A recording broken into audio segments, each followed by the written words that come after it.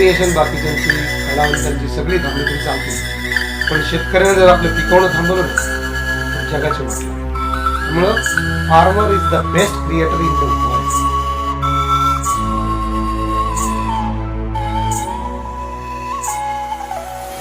लागला मनाला घोर, सोडाव कोड कस जगाव तू गेल्यावर.